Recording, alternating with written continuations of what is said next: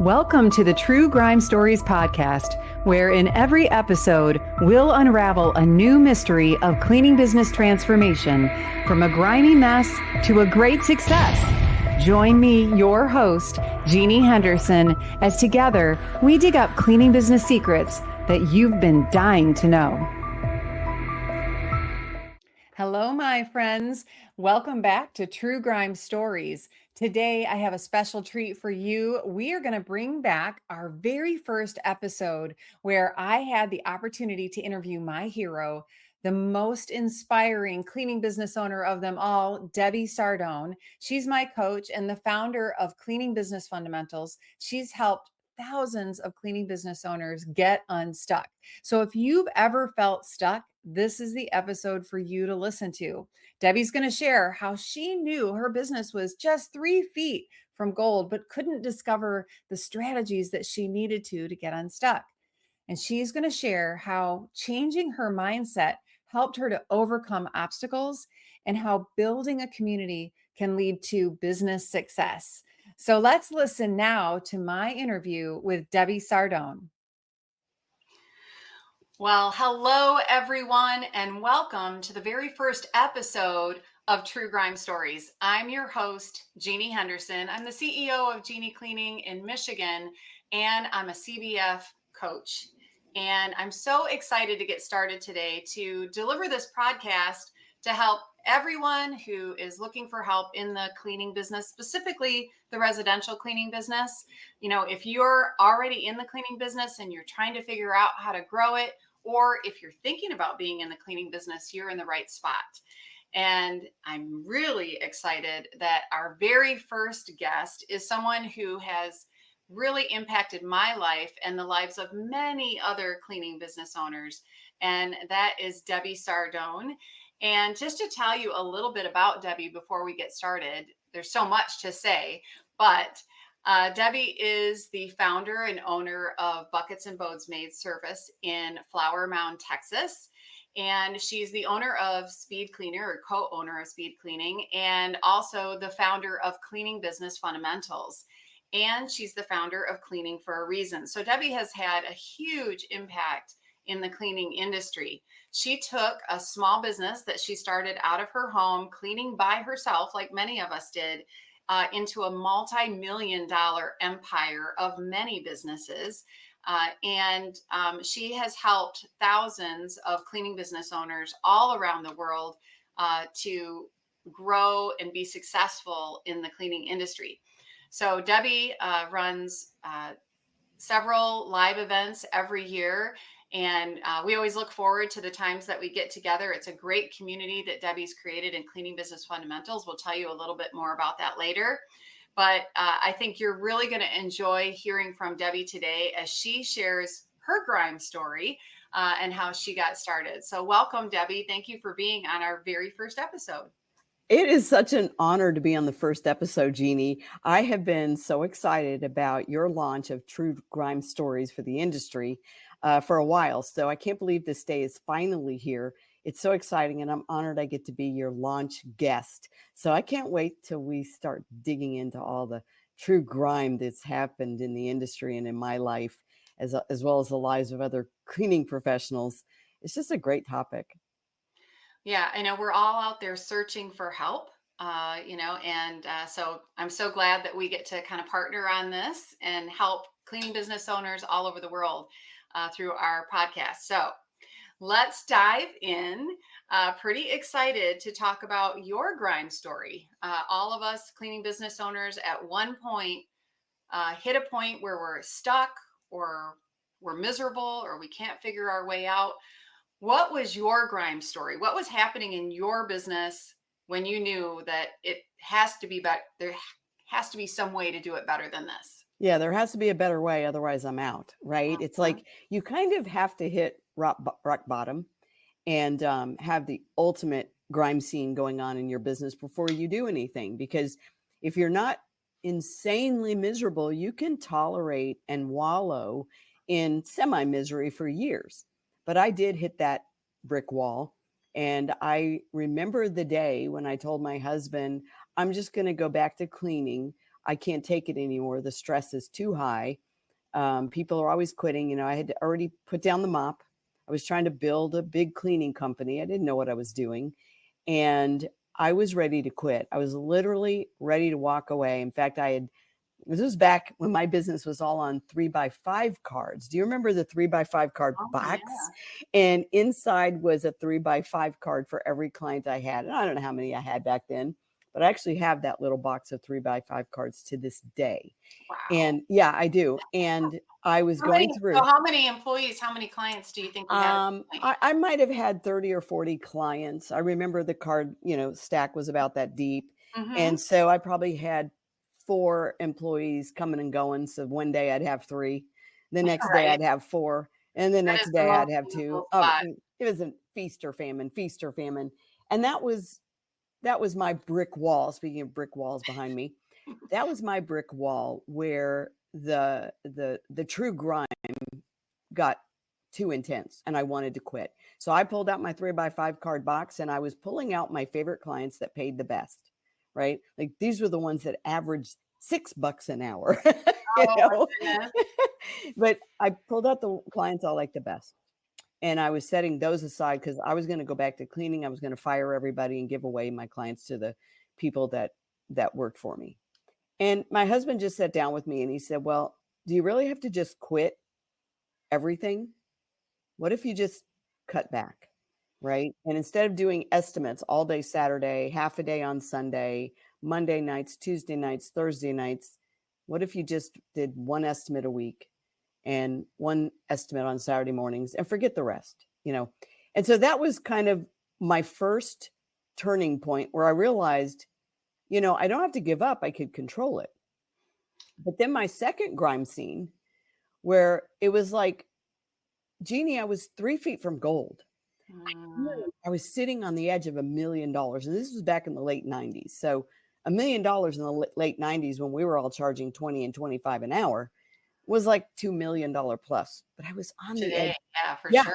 Like that today. And so I was sitting on the edge of reaching that $1 million mark that I had been trying so desperately to hit. But I couldn't figure it out because at this point, the business was bigger. I had overhead. I'd already bought a bigger house, bought nicer cars. I had an office and an office staff. And my business was bleeding money so badly. There were times I couldn't take a paycheck. And I'd have to call my husband and say, hold the check, don't cash it today. Right? It's like, Deborah, we got this house now. We have this car payment. And my business was in so much trouble, even though it looked healthy on the outside. Right? I think I had about a team of 10 at that point. And I was ready to quit again. I was like, this isn't working and it's costing me a fortune and I'm going to go out of business. And I found a consulting firm. And even though I didn't have the money, I hired them. And 9 months later, I actually had a system to follow. I broke through the $1 million mark and we've made tens of millions of dollars since. But that was my second grime scene where I almost quit. I almost got through into the quitter's prison, right? And I would have stayed there. And I'm so glad I didn't. I needed to hit the lowest point.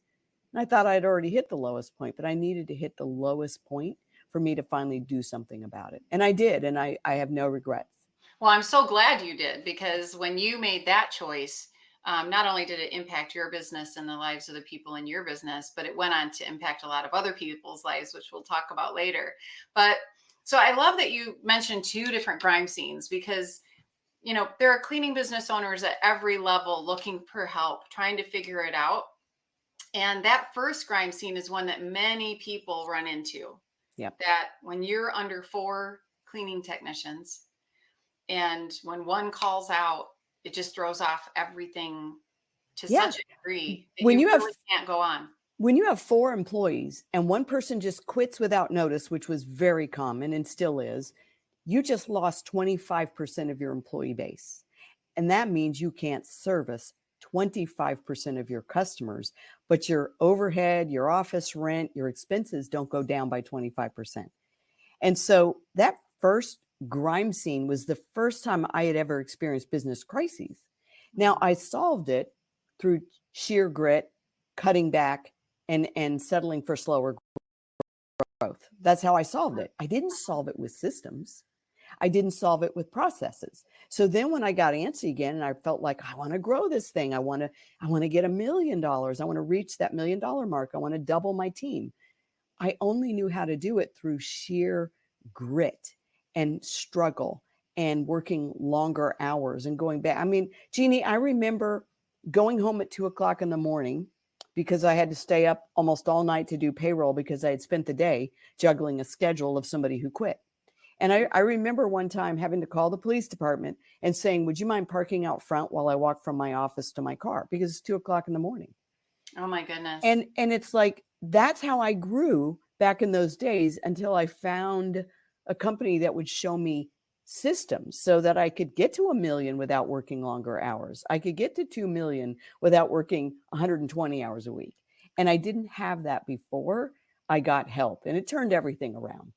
Well, and I'm sure I've talked to many cleaning business owners who get to that point and they're like, I don't want to grow.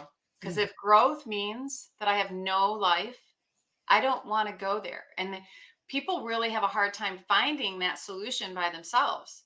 And I Yep. think that's the only way is I'm just going to have to not have a life and my business is going to run my life instead of me running my business. And I was Most there. I burnt the midnight oil many times, working Mhm. 7 days a week, and before I met you, and you know, it's miserable. You know, we Yeah, call most that, people settle. yeah, Right. right. We call that the valley of The despair. I valley know of you're about to say despair. that. It's like, here's why it's the valley of despair. And that's why I was in the valley of despair when I thought, I'm just going to go bankrupt. This isn't going to work. It is because you've gotten big enough to where it kind of doesn't make sense to close your doors. Back when I was all 3x5 cards, I could kind of do it, go back to cleaning, and I'd make just about as much money I was making back then with my 3 and 4 helpers. But then when you reach a certain size and you hit the valley of despair, you're 350,000, 450,000, just under 500,000, maybe a tiny above, right?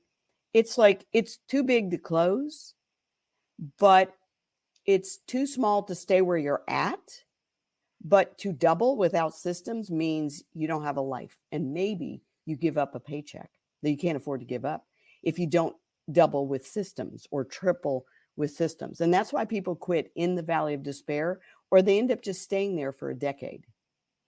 Yeah, I've talked to many people who are stuck at 5 or 600,000 for years, and they feel they're proud of their business because they've built a significant business, but they're a slave to the business. Yes. You know, they can't take vacations. You know, they can't figure out their way around it. And they look around them and they're like, "Well, I'm doing the same thing that all the other big guys are doing. So Yeah, why isn't it working for me?" But that's exactly. because that's not the solution, right? That's not the solution. So what, you know, when you hit that wall, when you hit your brick wall and you just, you know, you weren't making money, but you had an almost $1 million business. You So, know, I'll tell you, Jeannie, here's what was going on inside: humiliation. I looked successful on the outside, but I knew I was failing on the inside. And so it's humiliating to have to raise your hand and say, I know it looks like we're succeeding, but we're not. That was humiliating. And then your confidence drops like a rock because you know you're 3 feet from gold. You mhm. know you should be able to get to the next level. Why can't I? And you really have no one to talk to. So back then, Jeannie, there were no trade associations back then. They hadn't emerged yet, at least not for the residential cleaning. ARCSI became the first one. Now it's ISSA Residential. And I got to serve on that board, their founding board. And I was so grateful when I found it because I had been so alone. But when you're in business all alone and you don't have a community, you have no one to talk to but your family. And they kind of get sick and tired of hearing about how horrible things are, Right. right? Everybody thinks you're crazy for what you're Yeah. doing, but it It's doesn't like, why make don't you any just sense. fire them? It's like, Right. because I'll have to go clean if I do, you Hmm. know. So you feel humiliated. You also feel like your hands are tied, like you end up having to work with people you don't really want to work with. You know, you've built this incredible program called Culture Magic. Well, I didn't have magical culture back in those days. I had a terrible culture because I had no choice but to keep my C players, people who didn't care about me or my business or my customers. And I had to keep them on staff longer than I wanted to. So that deep down inside really wrecks your confidence in your own ability to be a good leader. And so there's so many emotions that go on when you're going through this really grimy phase of your business. And you really do need to, you know, move forward and make the changes or go backwards and go back to an easier life, because that stuff in the middle, that valley of despair, is the hardest place to stay in. Right. And you want to just end the pain. Mm-hmm. So there's only two ways, you know, it's either Yeah. forward or backward. Right. Get out of that painful spot. But I do love that you talked about being 3 feet from gold. And I know a lot of people feel that way. Like you can feel there's an opportunity. Yeah. You know, there is so much more you could do. Your phone's ringing off the hook, but you can't hold on to employees. Or you have employees, but you can't figure out how to close the sale. And you're just like, there's all these issues going on. So you're at this point and you found your consultant, which, you know, I don't know why it is.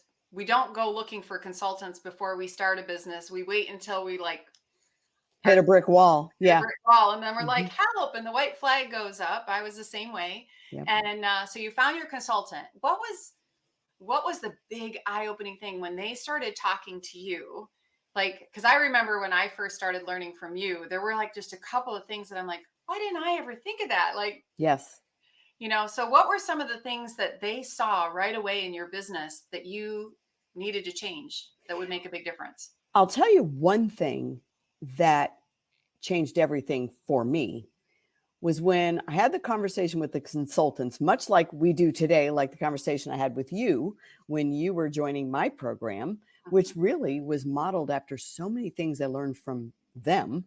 And, I've outlasted their business. They're out of business. I don't know how long they've been out of business, but they didn't last as long as me. I've always wanted to go back and thank them. But I will tell you, in my first conversation with them, when they were considering taking me on as a client, and it wasn't a given that if I had the money, they would take me. Because number one, I didn't have the money. I had to scrape it together. But it was that first conversation, Jeannie, where I said, do you think you can help me? And I told them what my goal was. I'm just trying to get to $1 million. I want my paychecks to be steady. And I want a team full of happy people who love working for me instead of miserable people who can't wait to quit without notice. And I remember the consultant on the phone with me said, if we take you on, I know we can help you 100%. Like I was expecting him to say, well, 75% of the people that work with us succeed. I was expecting something like that. Or 50% of the people that work with us succeed, which would have been good enough for me. I would have been like, okay, I'm all in. Let's give it a try. But he said, no, I know 100% we can help you. And that changed everything for me, because up until that point in time, I thought maybe it's just not possible, right? There's too many people who don't want to work. There's too much cheap competition out there. Therefore, I can never charge what I need to charge and still make a profit. And it's just not possible to grow a thriving business where you make a lot of money and you don't work all the time. And so I thought, well, maybe it isn't possible. Maybe what I want can't be done. And when they gave me their confidence, because I didn't have any, I borrowed their confidence, which was the only way I could write a check for $40,000, which is what they charged me, is I had to feel 100% certain, not 50% certain, not 80 or 75% certain. I needed to feel 100% certain that working with them would change my life.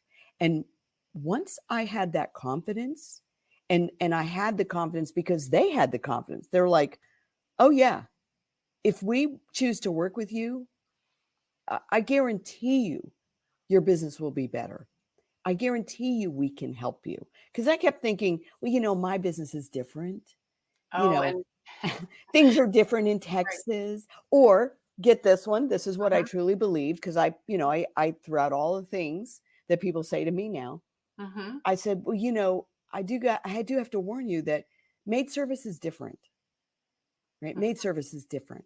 Yeah. And it's like, there's all these people that can find it cheaper, and there's all these workers that can go steal your clients and become your competitor after you poured all the training into them. And, I just shared all the unique challenges of the maid service industry. And he said, if we take you on as a client, I'm 100% certain we can help you. That was all I needed, Jeannie. I needed somebody else to tell me 100% it is possible. And Right. I was And all that's in. that belief piece, Mhm. right? Like believing that you can build a better business. Yeah. And we do as entrepreneurs when we get into that situation. I don't know if we're making excuses, but we tend to say, well, it's different in my area, Yeah. or the maid service can't really grow past 1 million. I mean, that Right. just doesn't make sense. Or, we start to, it's like how we self-comfort. We, Yeah. it must be Well, right here. you can't create something that you can't visualize, right? I couldn't visualize a business with an amazing team culture. I can now. I couldn't visualize a company filled with people who clean houses for a living that were happy to be there. I couldn't visualize it. So how could I create it? And once they said, "Oh yeah, we've seen it. We've done it." I was like, "Show me. I will pay you." now, now, I didn't know how I was going to scrape together the money. Once they said, "Yes, we'll take you." And I'll tell you, Jeannie, back then, the reason why I wasn't sure they would take me on as a client is the person who sold me the package, who sold me into the concept of you need to hire the George S. May consultancy firm. They said, "But I don't know if they'll take you because they only work with businesses with 10 or more employees, W-2." Well, back Oh, then, I was mhm. like, "Yeah, they're all independent contractors." And he said, "I don't know if they'll work with you." But when I told them that, they said, "Yeah, they're really 1099 employees." And they helped me get that right within 6 months. I was even able to become legitimately W-2. And so they saw me as a legitimate business with a lot of opportunity, because that particular program, you had to have at least 10. And I didn't have the money, but I found a way. And it was the most expensive thing besides my own home that I've ever invested in. I even buy used cars and usually spend less than that, at least for that Mhm. day's market value. Right. Right? It was the most expensive thing I ever invested in, and it took me years to pay it off. But I'm telling you, it took me from, um, you know, a quitter's prison, literally, to the freedom and the financial freedom and the people freedom and the purpose freedom I always hoped that I could have, just didn't know it was possible inside this industry. Well, Debbie, I have been with you for 7 years now, and I have not heard that version of the story yet. Like, I haven't heard that part about how the, George S. May Company shared with you their confidence, Yeah. right? And that's one of the things that's so important about reaching out for help, which is what entrepreneurs often don't do out of either pride or fear. We don't we don't ask for help. We're like, I got to figure this out all by myself. And the truth is, you don't. There We are. assume nobody can help us. Mhm. We assume nobody really understands our unique challenges. And we're incorrect. We are incorrect, thankfully. Yeah. Yeah. There's so many ways that you can find help, and you should. Yeah. I believe that everyone should be part of an association, and part of a community where there are other people doing the same thing that they're Right. doing, because we just learn from each other. But to have these great coaches come into your life, I love the story about how it impacted you and your business, but also how it then took you into a whole other adventure. So let's break here. Let's take a little pause. I love hearing about this grime story, and we'll come back and investigate it more. But first, let's hear from Cleaning Business Fundamentals, the program that Debbie developed, and our sponsor. So let's hear a message from CBF. Is your cleaning business a grime story? There's no need to stay stuck in the muck because you're not alone. With over 500 active members and more than 500 graduates of our Cleaning Business Fundamentals program, CBF is the #1 cleaning business academy in the world and has created more mop-free millionaires than any program in the industry. Learn more and let CBF take your residential cleaning business from a grime story to a gleaming success. Well, welcome back, everyone. We're here with Debbie Sardone, the founder of Buckets and Bows Maid Service and Cleaning Business Fundamentals. And Debbie was sharing before our break all about her grime story and how she started to search for help and found some help in a consultant firm. So, Debbie, what were the things that your consultant led you to do that took you from where you were stuck in the muck to getting unstuck? I probably couldn't have articulated it back then the way I'm able to break it down into the framework that I have today. But I realized, and now as part of Cleaning Business Fundamentals, it was the framework of success that they gave me is really how we help, and you're one of the master coaches in our program, how we help other people achieve the same level of success. And so one of the first things we worked on, so when they came out, you got to remember, Jeannie, this is back in the 90s. None of us were using the internet. I'm not going to say it wasn't invented yet. We just weren't using it. None of us, like QuickBooks didn't even exist back then, It right? was slow, and there was that little modem sound when you tried to. Yeah. Oh, AOL. Yes. A little squawking sound, Those of right? you who aren't old enough to know, but the internet didn't work back then. It didn't work. In fact, my first pen pal on AOL was Sharon Cowan. She's the one that Oh, yes, introduced Sharon. me Yeah. to using the internet for, like emailing people and having pen pals. That's what we called it back then. Mhm. And so one of the first things that they worked on when they flew out to my business, and we're talking a team. I can't remember exactly how many, but there were at least 3 or 4. And you got to remember, That this is explains the cost. They had to it, fly to you. They had to stay there with you for a period of time. hotel, airfare, all their meals they had to pay for, and their consultant day rate. And there were 3 or 4 that started the project. They called them projects. And I had to keep running to the bank every few days to borrow another 10,000 and another 10,000 and another 10,000. And about 2 weeks in, I ran out of money. The bank said, "We're done." I kept increasing the line of credit and maxed out my credit cards.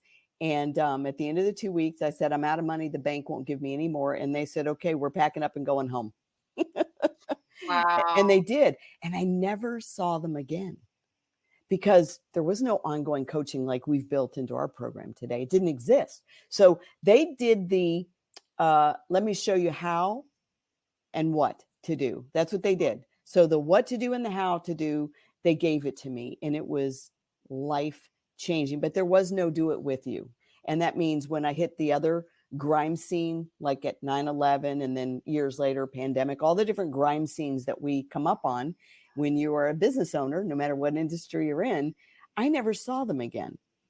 But they left me with a framework that we follow to this very day, Jeannie. It's the same framework I gave to you and I've given to hundreds and hundreds of other cleaning business owners. But the first framework was the owner's role. And they dug deep into what I do. And how many days a week do you have to leave the office and go clean because somebody called in sick or somebody quit or your trainer wasn't available and you had to train? How many days a week were you out in the field? So the first thing we worked on was the owner's role. And they showed me the difference between me doing, which back then we would call $10 an hour work.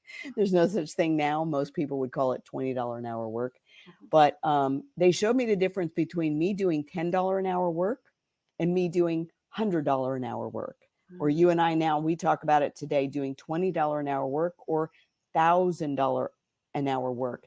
And at that point, I put down the mop and I never picked it up again, which is really what now we call a program inside of CBF called 90 Days Mop Free. Because Yeah. I put down that mop and 90 days went by and I hadn't picked it up. And then I realized, well, that means 4 months could go by, and so could 6, and so could 9 months, so could 12 months, and now 30 years, mop free. Yeah. And that was, I know for me, that was a very eye-opening experience as well, to even think that I might not ever clean again. Never. And when I found out, here you had been a former highly successful franchise owner, business owner, owner of multiple restaurants, training new restaurant startups, which is why you became really known in our industry as our startup coach, right? You're the best one to work with if you're starting a cleaning business. And it's like, you've done all that training and you actually have to go out and clean some days. It's like, yeah, I don't want to, I don't choose to. And so that was part of my program is 90 days mop free. We need the owner to only do CEO work. And they help me understand the difference that all work isn't equal. 8 hours is not equal. A CEO's 8 hours could be worth $8,000 or $25,000 versus one of my employees' 8 hours could be worth $800, right? Or $600 that they can generate from my business. And so the owner's role was the first thing they helped me with. Here's the second thing, Jeannie. I don't know if I've shared this with you before or not, but they gave me something that was so brilliant that I've still used it today. And I teach it all over the country today. I'm going to be talking about this in my book that's hopefully going to be coming out at the end of this year. And it's called We'll have Mop to Free launch it Millionaires. here on the podcast. We'll have We to will. talk That'll about be, it. Yeah. oh, I've been working on it forever. Mop Free Millionaires. But I've had to give it different names over the years, but now it's trademark. It's called Empowered Pay. But Oh, yes. they gave that to me. It was the most brilliant thing. And it was the key to attracting and keeping the best staff. And after I implemented this very unique approach, which we now call Empowered Pay, based on what they taught me, which was so unique and so different, and I got it the minute they shared it with me, and you got it the minute I shared with you, it completely transformed my employee attraction and my employee retention, which is the other piece of the puzzle. I don't care how good you are at managing your time as a CEO. If you can't find and keep a good worker, good luck, right? I don't care how good you are at branding and marketing or how great you are at sales. If you can't find and keep happy long-term employees, good luck. But I love that because one without the other doesn't work. Yeah, they You showed have to me. have both of those pieces, what the owner's role is, what they're doing effectively to grow their business and design and work on their business, Yeah. and building that team, that strong team with that great culture. And that was the biggest change I think that I made in my business too, right away. Those Right. two things, you really Because boiled it down. you were already good at sales and marketing, right? You could turn a prospect into a client without a problem. So it wasn't your biggest challenge, although for some it is. You had to fix all 5 pieces in your business. You couldn't just fix one, like the owner never cleans. That wasn't going to be good enough. I had to fix the problem of, I kept seeing it as external back then, Jeannie. I kept telling them, but nobody wants to work. Now, since then, I I've hear that evolved. all the time. I mean, people Yeah, are still saying that today. Now it's like, oh, those millennials or they don't want to millennials, work. they don't want to work, Right. but we know that's not true. It isn't true. I have plenty of wonderful, happy, long-term millennials that work for me and Gen Xers and even still some baby boomers. I have a couple of baby boomers that have cleaned for us for 25, 26, 27 years. And they're happy as So clams. much Yeah. about the company that you've built and the culture that you've built And on the your team. system that we follow. Mhm. And every time that begins to break a little bit, we look at that piece of our system, the employee attraction and retention piece. It must be broken if all of a sudden we have a spike in employee loss or a spike in people who don't want to work. What are Right? some of the clues that you start to see when you know that we're maybe getting off track, that we're Here's a not clue. following the fundamentals? All of a sudden you're scratching your head going, my really best cleaners are quitting. My best ones are quitting all of a sudden, and you were kind of hanging on to them for a while. It's like, well, if the best people who work for you also are saying this job isn't worth it, despite the reason they gave you, because they love you, they like you, they don't want to burn a bridge, but they're really raising their hand saying, it's no longer worth it. I'm going to go over here and do this thing. And if it doesn't work out, I'll be back. Right. That's the first clue, is when you start losing your seasoned people, it's possible that something has gone off the rails with your system around attracting and retaining. And then the second clue is, all of a sudden, the last few months, we can't get people to show up for the job interview. We can't get people to show up. We can't get people to show up. Okay, well, there's another clue. Your offer stinks. It might have worked 6 months ago and it might have worked a year ago, but your offer is outdated. And so your attraction or retention must always follow a formula, and that formula never changes. And when I see that in my own company, I'm like, let's go back to the formula, right? What percentage are we spending now on labor now that we've raised prices? Oh, we're saving money now that we've raised prices. That's where it's broken. You didn't keep up with pay. Right. Yeah.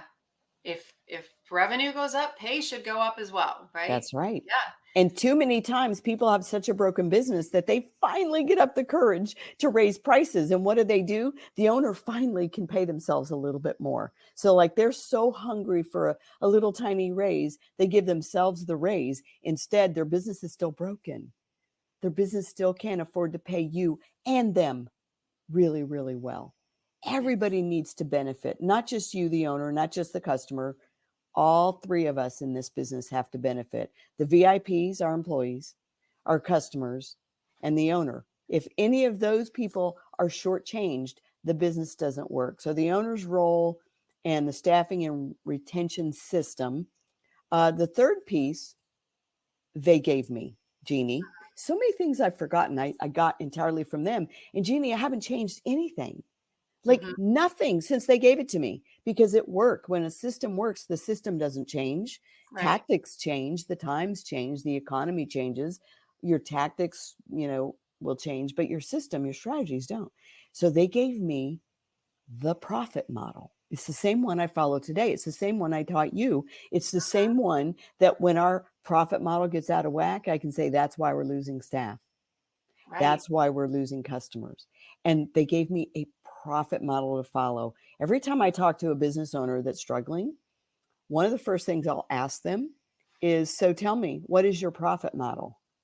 And they're like, what do you mean? And I'm like, exactly. You don't have one. You don't have a profit model to follow. Well, they gave me one, and I have followed it ever since. And whenever I run into trouble, I look at one of those 3 buckets and I realize, here's the problem. Well, and the thing about that, Debbie, I mean, I remember when you first gave me that profit model, and I went, this is where I'm supposed to be, Yeah. and it acts as a guide for your business all the time. And to be 100%, honest, we started to stray in our business, or we started to see some shifts in where costs were, and our cost of goods sold or our employee labor was too low. Yeah. And we were having hiring issues. I said, we've got a problem here, and we fixed it. We're back on track. But it's a reason guide that you can always use. You can go back to it when you start to see those problems and say, oh, this is it right here, because the numbers never lie, right? The numbers never lie. And the reason you were able to identify the root of the problem versus the emotion around the problem, right? There's the real reason you have the problem, and there's the emotional reason, right? The emotional reason is those Gen Zs, or it's the pandemic, or it's the labor shortage, or it's the election, right? Those are the emotional reasons. But you were able to go, wait a minute, let's look at the profit model. Oh, look, we're off, right? We're off. So the model, the system becomes your boss. That's why whenever a CBF member kind of slips backwards, all of a sudden they stop growing, or their business is in decline again. And I've been there, right? It's like, wait a minute. Let's go see what we changed in the system, the strategy. And the profit model is one of the first places to look. Now, it is different for different businesses, but most people don't even have one they're following. Right. Yeah. And, often we talk to people who aren't, don't have a handle on what their numbers are. Yeah. And that's one of the great things that we learn in CBF. So you've shared some amazing strategies with, our listeners and our audience today. Number one, what's your role as the owner? That's such an important part. And we often don't think about it. We're just blowing with the wind of our business. Whatever the business tells us to do, that's what we're doing. But we really need to be more in control of that. But then also, how are we taking care of our team? How are we inspiring them and motivating them to want to help us grow our business? So tell us about the results. You said you did get over the $1 million mark. What's happened since then, Debbie? So here's what's so funny, Jeannie, because I've had lots of true grime stories going on in my business, right? Because if you're in business, if you're an entrepreneur, crises will never end. Mm-hmm. And so you better have a strategy to overcome every crisis that hits you, right? The hurricanes are never going to end, which so much of our country is going through right now. Yeah. So if you're waiting for the next crisis to blow over, you're not tackling it the right way. And so I remember that I got to the $1 million mark. I felt such a sense of relief. I was finally profitable again. I finally had a happy team. And not too long after that, 9/11 hit. And our economy in the Dallas market, along at the same time, the dot-com bust and the housing market crash, all this kind of happened very close in time. And my business went into a tailspin and it started going down. And I almost lost it. And it was time to pivot. And here's what I kind of figured out years later. When you're alone in business, you don't have anyone to help you pivot. And you do need a community. You need people that are way further ahead of you that you can look to and go, well, how did you get through that last crisis? How did you get through that economic recession or that dot-com bust back in the Dallas area and throughout the country? And if you have people who are ahead of you that can say, oh yeah, don't worry, I'm 100% confident you too can grow through this. You won't lose your business. They can show you the way. And I realized how important community was. And it took me a while, Jeannie. I'm not sure we really had community so much when you first joined 7 years ago. I added it. Because I discovered that you can be stuck at the new level you finally get to, and you could stay there for years. Mm-hmm. And that's what happened to me when they flew home and they went back to Chicago and I never saw them again. I was alone. We did have my trade association that eventually became a thing and that we could meet each other once a year, but that wasn't enough. Mm-hmm. And so I stayed stuck, Jeannie, at $1 million for almost 20 years. And what I didn't know then, but I do understand now when it comes to economics, if you've been stuck for more than 6 months, it's because something's wrong. It isn't because you choose to be stuck. Nobody chooses to be stuck. Something is wrong. Well, I was stuck for 20 years, which in my mind, well, I'm content. I'm coasting. I have all this freedom. I've got time to start my nonprofit. I don't want to have to step into the business, roll up my sleeves, work my head off again to get it to 2 million. But I was telling myself a lie, because if I'm stuck at $1 million for 20 years, I'm actually in decline because the dollar is worth less every year due to inflation. And due to the longevity of your office staff, they all make more than they did 20 years earlier. Many of them are still with me. Right. And they all earn more benefits and they all earn more vacation that I have to pay for. And it's like, I didn't know it, but my business was in decline because it wasn't growing. Mm-hmm. And that was another, fortunately, I had my CBF community around me that helped me realize, well, I don't have to be stuck anymore. And right. I mean, I remember just when we were starting to, grow this community, how much I loved it, because I had come out of the franchise world and had been in restaurant franchises for many years before owning our cleaning business. And I missed that community of other business owners doing just exactly what I'm doing. I can pick up the phone and call them anytime and say, hey, I know you had this problem before. How did you fix it? And I don't have to come up with the solutions all by myself. Plus, you could call them up. You could call them up and say, so what brand of mozzarella are you using? Right? We did. That wouldn't work anywhere else, but it worked inside your industry. Mm-hmm. And they're like, this is the brand we're using and our customers love it. And you can save money here. And that's what we do. Right. And we do it all the time. And I hear stories all the time inside of the Cleaning Business Fundamentals community.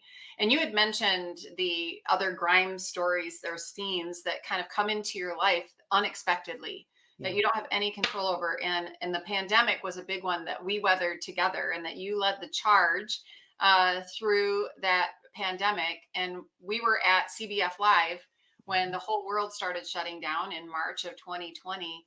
And you realized, you'd been through a couple of these huge crises before. You knew what to do. And the amazing thing about being part of this community is we had a guide to like hold the lantern ahead of us and walk us through that. And I was watching people all over the industry losing their businesses. And in the restaurant industry in particular, but in the cleaning industry, people were giving up. Yeah. They thought, we can't go into people's homes. It's too scary. It's not safe.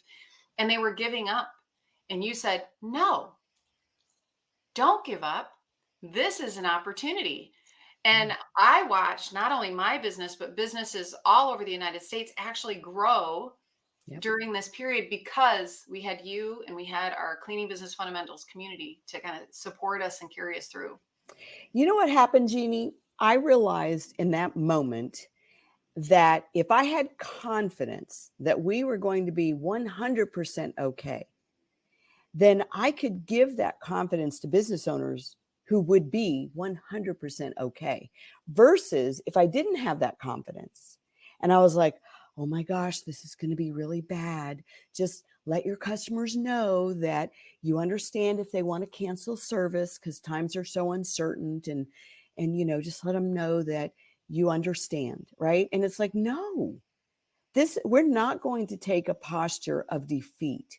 We're going to lead our industry in being a part of the solution, not being terrified of the problem. And I remember I got angry at one person who went live, who was really not really a coach, but was kind of like trying to coach people. And I remember the fear in her voice. And she went live and she talked about how terrible this is. And, you know, that your employees aren't going to want to come to work for you and you need to give grace, which I agree with, right? You need to, you know, just let them go, and probably even need to close your doors and tell your customers that, you know, they should lock themselves in behind their doors. And I remember thinking, no, the opposite is true. And you don't understand this at all. And I stayed up all night long, almost all night long, the night before our conference ended, because literally the world shut down the day before we were going to close. Our conference on a Saturday. We close our conference on Saturdays at 5:30 p.m. And they were announcing that by Monday, everything would be shut down. Right. And I stayed up all night and I changed my talk for Saturday. And I got on that stage and I said, you know, you're now more than ever, you need to send the message to your clients and your employees that they need you now more than ever, that you are here to serve them, that cleaning and disinfecting is a part of the solution. Now you got to remember, back then, none of us really understood anything about this whole epidemic. We didn't understand it. They were still telling us, do not wear masks, right? They literally were. Right. That's exactly how it started. It is. And then everything changed, you know, and they kept so we were shutting doing us down farther and farther. Exactly. And so I just stood on that stage and I said, you can send a message that says, it's okay if you want to drop and it's okay if you don't, you know, have a job anymore. Or you can send a message that says, I know my employees need their job now more than ever. Some of their husbands work at restaurants, they're closing. Some of their husbands or boyfriends or parents who they live with aren't going to be working. And we're a part of the solution. And this is your chance to be the hero in your community. And we made shirts that said, yep, I'm essential. And our employees wore them with pride. And of course, the CBF model is so unique. It already was perfect for, you know, a pandemic because everybody works solo in this model. And we created guidelines for them to share with their clients. People made up guideline cards to make sure the customers complied with, go to a different room while we clean and disinfect. Here are the extra disinfecting products that we've added to the bucket. And we just approached it with confidence instead of with fear. And I'm telling you, customers thanked us. Now, obviously, we had plenty of customers that had to drop, you know, elderly or health compromised, and they had to drop. But most of them were so grateful. They were like, thank you so much for coming today. It's like, no problem. Go to another room. Well, and this is a real example of the leadership that we have inside of Cleaning Business Fundamentals, is that whether it's an industry-wide crisis like that, or it's a unique crisis that you're experiencing in your community, we come together and we support each other. And there's always someone who's been through something similar who can help you through it when you're part of a community. And as entrepreneurs, you don't have to be, you know, a lone wolf and figure it all out by yourself. And actually, you probably shouldn't, because there's always someone who has been there before, has figured out a stronger, faster way, and you can shortcut your growth. Like You can that collapse time. yeah, right. You collapse time when you invest in your education. And I'm so glad that I found you. And And I'm so glad you found us, because you've taught me so much about culture and how to enrich the culture of my own team. And then, of course, the experiences you bring to the whole CBF community because of your background in training, your background in, restaurant development.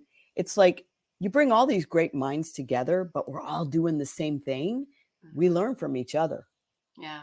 No, there's definitely power in all these different experiences coming together. I love watching how our community shares so openly when people have a new idea. It lifts us all. That phrase that you often say, lift as you climb, and our community, everyone embraces it. So cleaning business fundamentals started, what was that, 2000, about 10 years ago?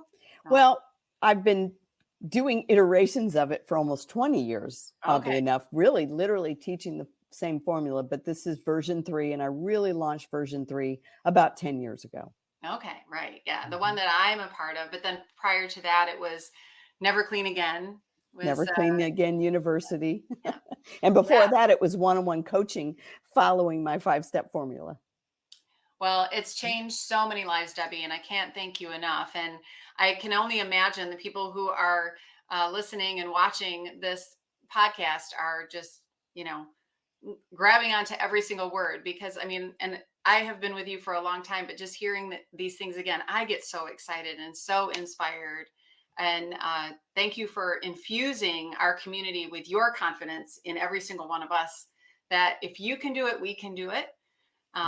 So I want to speak to everyone who is listening and watching us today, because if you're in the cleaning business or you're thinking about being in the cleaning business, I want to encourage you to talk with us about cleaning business fundamentals, to learn more about the opportunities that are out there, to not go it alone, and to find a path to success that's proven.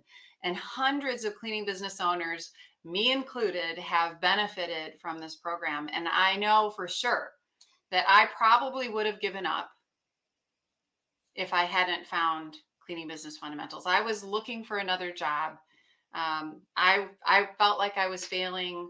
I shared all those same emotions that you did, and I was about ready to give up.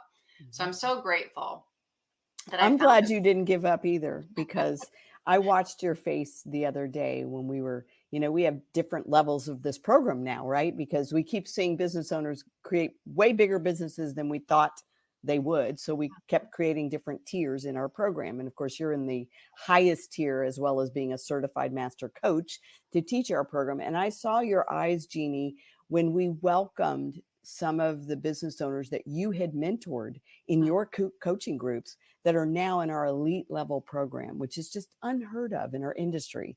1.5 million on up, 2 million, 3 million, $4 million businesses.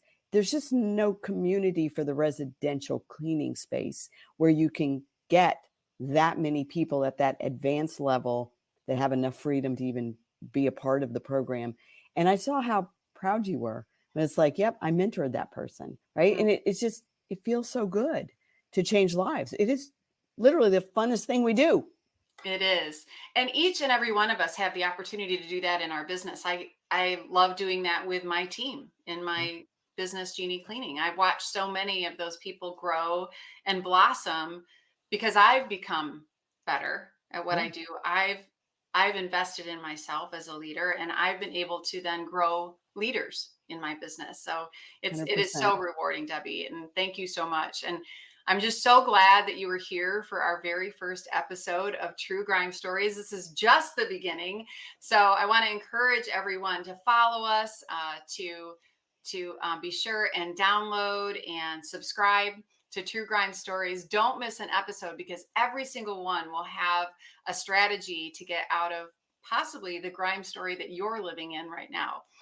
So please join us again in our next episode. And thank you to the amazing Debbie Sardone for being here for our first episode. Thank you, Debbie. Well, thank you for the honor. I'm really proud to be a part of it, and I can't wait to see how many people we help with this podcast. So thank you for doing it.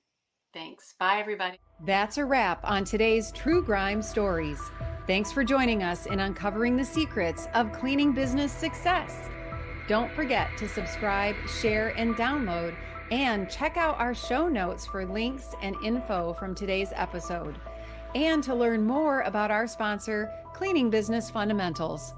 Join us next time as we solve another True Grime story.